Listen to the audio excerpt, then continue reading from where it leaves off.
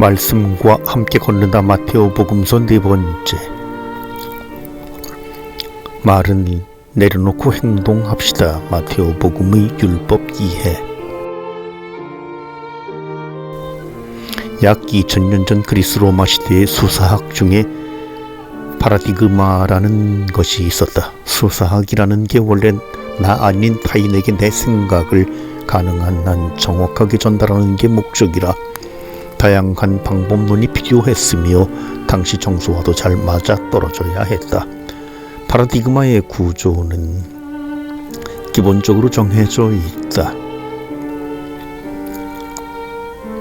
이를테면 세상에 가족만큼 가까운 관계가 없다는 말을 누군가 했다고 하자 이 말을 정확하게 전달하려면 그에 맞는 상황을 설정해 주어야 한다.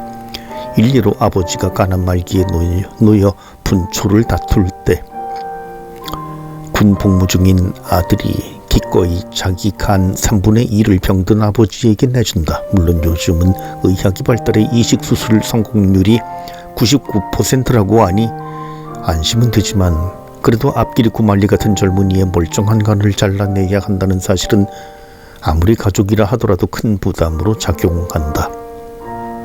그러나 효자가 많기로 유명한 우리나라에선 종종 이런 효행을 보도하는 기사가 실리곤 하는데 역시 세상에서 가족만큼 가까운 관계가 없다가 맞는 말이다. 이처럼 말에 상황이 더해져 하나의 논리가 성립되면 이를 두고 파라디그마라고 부른다. 여기에서 핵심이 되는 지점은 말이 아니라 상황이다. 아무리 가족 관계가 중요하더라도 그의 적절한 상황이 제시되지 않으면 말의 효력이 살아나지 않기 때문이다. 다르게 표현하면 아무리 입을 나불거려도 행동이 뒷받침해주지 못하면 모두 부질없는 것이다. 말씀의 메시아, 행동의 메시아. 마테오 복음서를 꼼꼼하게 읽어보면 예수님의 말씀과 행동이 가깝게 묶여 있음을 알 수 있다.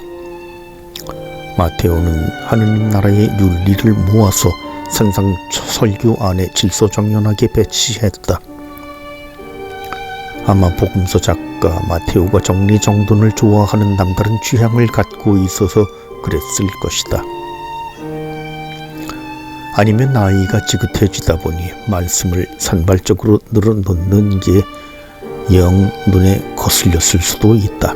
마테오는 자신의 정리 습관을 다시 한번 발휘해 산상설교에 바로 이어 예수님의 10가지 기적 이야기를 묶어놓은 편집 작업을 했다.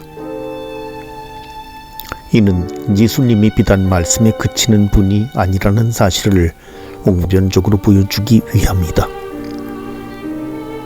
이스라엘이 예로부터 기다려왔던 분, 곧 예수님이 하신 말씀이 그분의 메시아적 행동으로 확인되었음을 뜻한다. 저명한 성서학자 슈니빈트는 예수님을 말씀의 메시아이자 행동의 메시아라고 부르기까지 한다.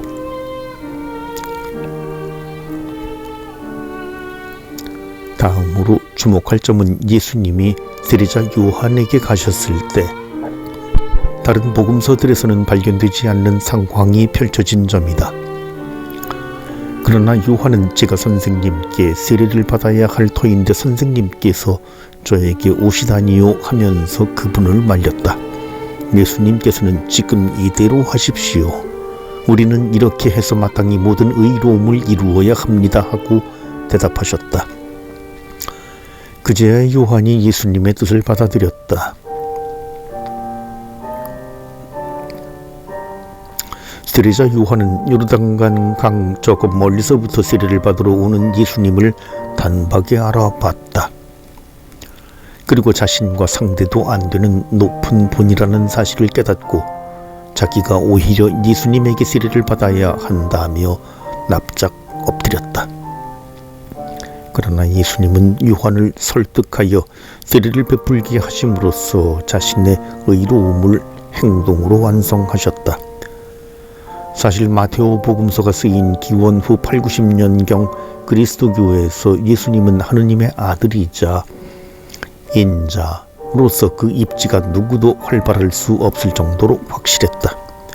따라서 이미 지나간 추억의 인물인 세례자 요한에게 예수님이 세례를 받았다는 역사적인 사실이 몹시 꺼림칙했을 터다. 하지만 예수님은 하느님의 아들이라는 자신의 최고 신분에도 불구하고 기꺼이 세례를 받으셨다. 아니, 세례자 요한이 세례를 주도록 허락하셨다고 말하는 게 정확할 것이다. 극도의 겸손을 통해 예수님이 결코 말씀에 그치지 않고 행동으로 옮기는 분이라는 사실이 잘 드러난다. 마테오는 예수님의 율법 해석을 모아서 이른바 대립명제라는 문단을 구성했다.